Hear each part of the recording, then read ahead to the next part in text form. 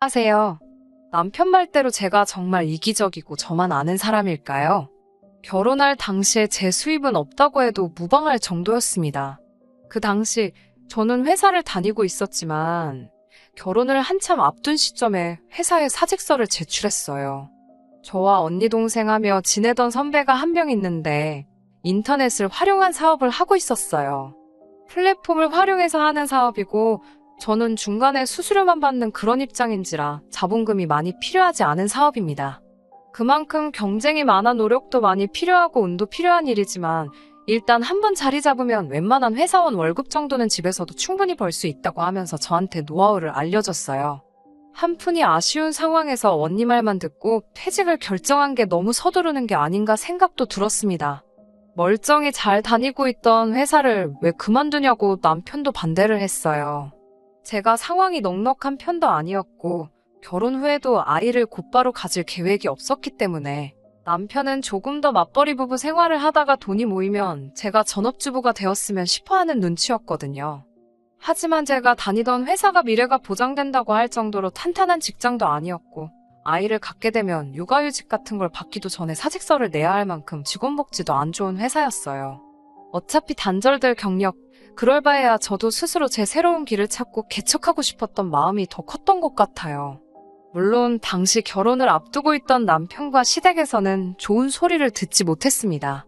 그때는 괜히 새로운 걸 시작하겠다는 자신감 때문인가 근거는 없었지만 꼭 성공시킬 수 있겠다는 자신이 있었어요.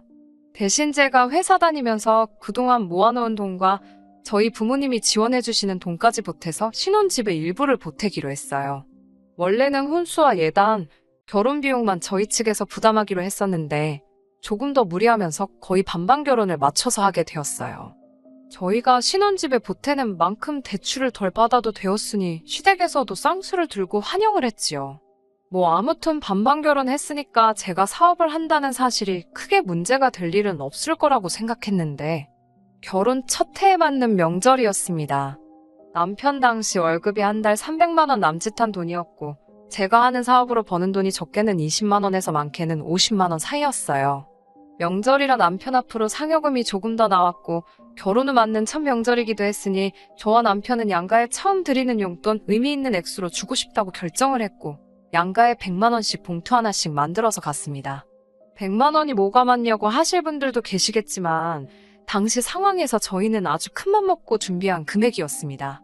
시어머니께 봉투를 건네드리니 뭘 이런 걸 다 준비했냐고 하시면서도 손에 받아드신 봉투를 꼭 붙잡고 계신 게 안 받으실 생각은 없으셨던 것 같아요. 용돈 받으시면서 이런저런 덕담도 오고 가고 그러다가 시어머니께서 제 사업이 어떻게 되고 있는지 물어오셨습니다. 아직 한 달에 몇십만 원 버는 게 고작이지만 이제 슬슬 자리를 잡아가고 있는 와중인 것 같다. 곧 좋은 결과가 있을 것 같다고 대답을 했어요. 시어머니께서는 썩 좋지 않아 보이는 표정으로 시큰둥하게 그러냐 하고 마셨어요. 그러다 갑자기 친정에는 용돈을 얼마나 준비했느냐 물어보시더라고요. 매번 이만큼씩 준비는 못하겠지만 그래도 첫 명절이고 해서 같은 액수로 만들었다고 대답했더니 그게 무슨 말도 안 되는 소리냐고 화를 내시네요. 당시 재벌이가 불안정한 데다가 얼마 되지도 않는 상황에 따지고 보면 남편이 외벌이 독박을 쓰고 있는 거나 마찬가지인 거 아니냐고. 그런데 그걸 친정하고 시댁하고 똑같이 하려고 하면 어떡하냐고 하면서 친정에 주려던 봉투는 자기한테 달라고 하셨어요. 친정에는 제가 돈 벌어올 때까지 돈 한 푼 빼돌릴 생각하지 말라고 하시면서요. 남편은 첫 명절이고 하니까 드리는 거라고 시어머니를 말렸어요. 참 고맙더라고요. 그 와중에 제 편을 들어주는 모습이 말이에요. 시댁에서 폭풍 같은 한때를 보내고 친정으로 출발하는 차 아니었습니다. 운전하는 옆모습이 그날따라 믿음직해 보여서 고맙다고 말을 했어요. 그런데 뭐가 고맙냐는 듯이 대답을 하더군요. 우리 엄마 말이 틀린 말 한 게 아니라고 이번만큼은 첫 명절이니까 같은 금액으로 용돈을 하기는 했지만 다음부터는 친정하고 시댁에는 정확하게 구분지어 차등을 둘 거라고 못을 박더군요.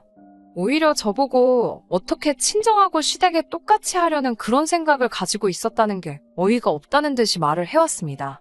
그런 부분까지는 저와 상의가 된 적도 없고 비슷한 이야기 나눈 적도 없었기 때문에 그 대답이 사실 어이가 없었습니다. 평소에도 친정에 제가 뭐라도 하나 해주면 지가 번 돈을 제가 함부로 쓴다고 생각했을 텐데 라는 생각을 하니 더 화가 나더라고요. 제가 당시에 벌이가 남편에 비해서 보잘것없던 건 사실이었습니다. 하지만 그건 결혼 전에 안 해도 문제가 없었던 신혼집 비용을 제 쪽에서 보태게 되면서 제가 회사를 그만두고 사업을 시작할 수 있게 합의를 한 부분이지, 아무리 제가 사업을 준비하며 벌어오는 돈이 적다고 한들 서로 합의가 끝난 부분인데 이런 식으로 후려치기를 당해야 할 부분도 아니었습니다. 물론 준비한 용돈 그대로 친정에 드릴 수 있게 이유를 설명해 준 건 고마운 일이지만, 그렇게 딱 잘라서 내가 번 돈이 얼마, 네가 번 돈은 얼마 따지면서 누가 더 벌고 덜 번 만큼 양가 부모님께 하는 효도의 차등을 두어야 하는 게 맞다고 말하는 모습은 상상도 못했거든요. 저도 치사하기는 하지만 결혼할 때 신혼집 비용 마련하면서 제가 더 부담한 부분 이야기를 꺼냈어요. 남편은 그렇게 한 건 제가 사업하는 걸 허락받기 위함으로 비용을 보탠 부분이지 않냐고, 그건 별개의 이야기로 계산을 하더라고요. 여전히 저희는 결혼 비용을 반반 부담한 거고 자기가 버는 돈만 가지고 양가에 똑같이 사용할 수는 없다고 딱 잘라 말했습니다. 우리는 반반 결혼을 했으니 각자가 가계에 기여한 만큼 차등을 두는 것이 반반 결혼의 진짜 의미와 맞는 거라 하면서요.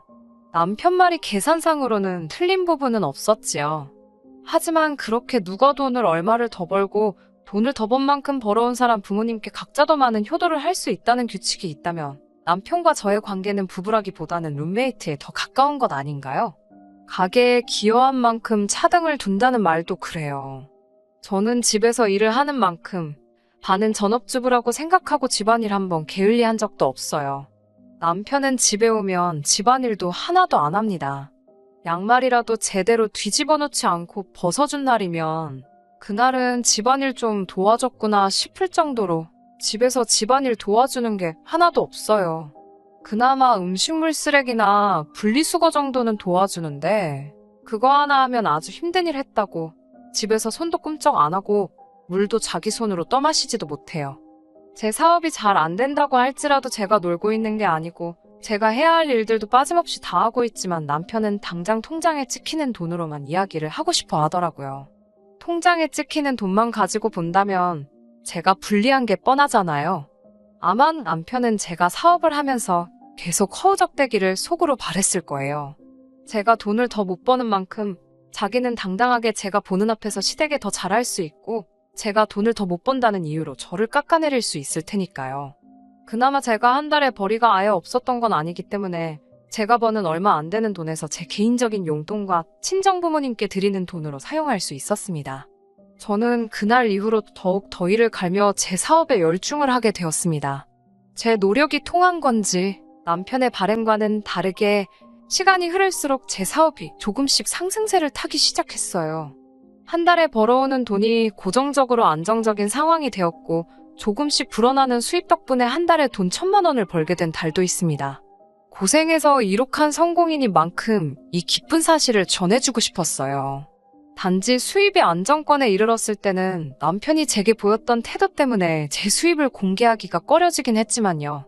결혼 6년간 생활해오면서 제가 벌이가 없더라도 비록 버는 돈 가지고 처가 차별하면서 더럽고 치사하게 군 남편일지라도 그 6년이라는 기간 동안 저에게 포기하란 말 한마디 한 적이 없었기 때문에 제가 이 사업을 하는 걸 믿어준 것 하나만 보고 이 돈이 저 혼자 번 돈이 아니라고 생각하려고 했습니다. 제가 사업으로 벌어오는 돈이 한 달에 300에서 1,000만 원, 많다면 많은 돈이지만 저는 한 달에 그 정도 돈 우습게 버는 사람들을 몇 명 만나본지라 이게 인생대역전이라고 할 만큼 큰 돈이 아니라는 것도 알고 있습니다. 하지만 제 벌이를 알게 된 남편에게는 남편 그릇에 차고도 넘칠 만큼의 돈이었나 봅니다. 남편은 조금씩 변하기 시작했어요. 제가 버는 돈이 마치 자기가 번 돈인 것 마냥 펑펑 쓰기 시작했어요. 저 몰래 외제차를 리스로 계약해 오지 않나, 몇백만 원짜리 시계를 사달라지 않나, 이런 식으로요. 6년 저를 믿고 기다려준 대가라 생각하고 딱히 별다른 말을 하지 않았습니다. 그런데 남편이 사용하는 돈이 점점 개인을 위한 돈에서 시댁 식구들을 위한 돈으로 바뀌기 시작하더라고요. 제가 집에서 돈을 번다고 그 돈이 그냥 하루 지나고 일어나면 벌려있는 돈이라고 생각을 하더군요. 죽을 똥 살 똥 관리하면서 일하고 있는 저의 고생은 생각도 하지 않고요.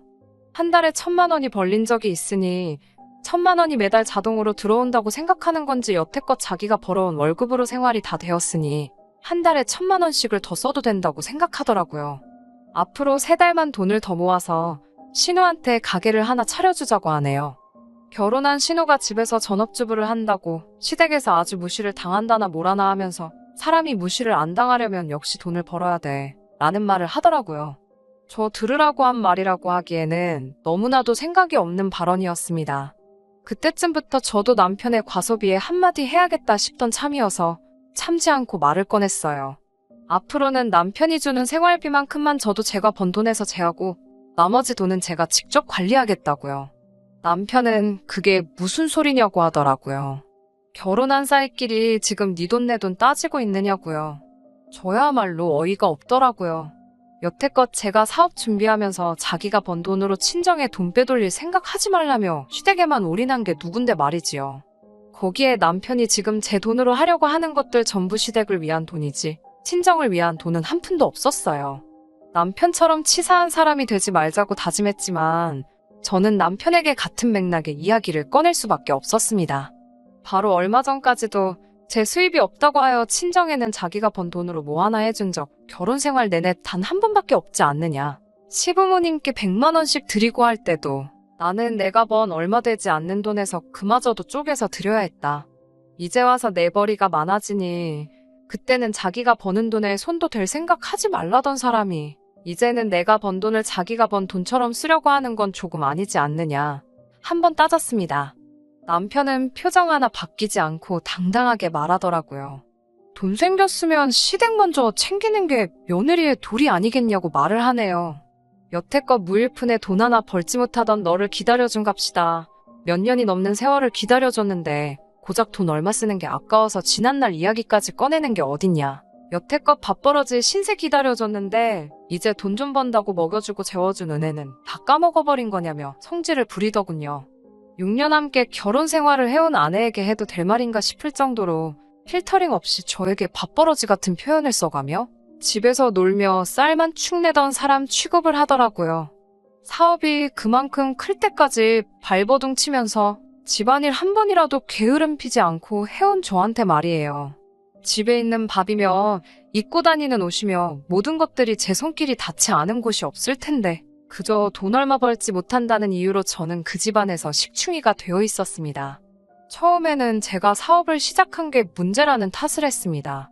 차라리 제가 사업이 잘 안 될 때 접고 맞벌이라도 다시 시작했더라면 몇 년 동안 친정에 대한 심한 차별 견뎌낼 필요도 없었을 테고 이제 와서 돈을 잘 벌게 되었다 한들 부부 사이가 틀어지지 않았을 거 아닌가 하는 생각을 했어요. 그런데 그런 마음이 시간이 지나면서 차츰 바뀌기 시작했어요. 생각해보니 제가 돈을 못 번 만큼 친정에 잘할 수가 없고 제가 돈을 잘 벌게 된 만큼 시댁에 더 해야 하는 상황에서 이 결혼 생활을 유지해야 할 필요가 있나 싶더라고요. 그리고 결심이 선 그날 남편에게는 이혼을 이야기했습니다. 6년간 혼인관계를 이어왔지만 룸메이트보다도 못한 관계였다고요. 남편은 제가 꼴에 이제 돈 좀 버니까 눈에 뵈는 게 없냐면서 어디 한번 잘 알아보라고 큰 소리를 떵떵 치더군요. 말인즉슨 제가 키워온 사업은 저희가 혼인 이후에 키워온 가치 형성한 재산인 것이고 그 재산은 이혼 시에 분할 대상에 포함이 될 거라면서 여태껏 번 돈이라도 지키고 싶으면 쓸데없는 생각을 하지 말라고 하더라고요. 하지만 법원에서 판결을 받을 때 남편의 얼굴은 아직도 눈에 선합니다. 저 몰래 시댁에 돈을 보내주고 친정과 차별 대우를 한 것부터 혼인기간 동안 가정에 대한 기여도까지 계산했을 때 오히려 저에게 일부 생활비만 지급해주고 나머지 돈을 자기가 개인적으로 사용한 부분 등을 고려할 때 제 사업이 궤도에 올랐다고 할지라도 오히려 금전을 지급해야 하는 것은 제가 아닌 남편이라는 사실이 입증이 된 거예요. 저는 사업이 번창한 이후에도 지속적으로 제가 번 돈이 시댁 쪽으로 흘러들어간 정황이 그대로 통장에 남아있고 제가 돈을 벌고 마음이 변해 다른 사람을 만나고 있었다고 주장하던 남편은 법원에서 설득력을 잃어갔습니다. 결국 남편은 반반이 들어간 아파트 시세의 절반을 저에게 지급하는 조건으로 조정이사를 보내왔고 그 외에 재산 분할은 전혀 해주지 않는 조건으로 합의를 해서 이혼이 마무리되었습니다.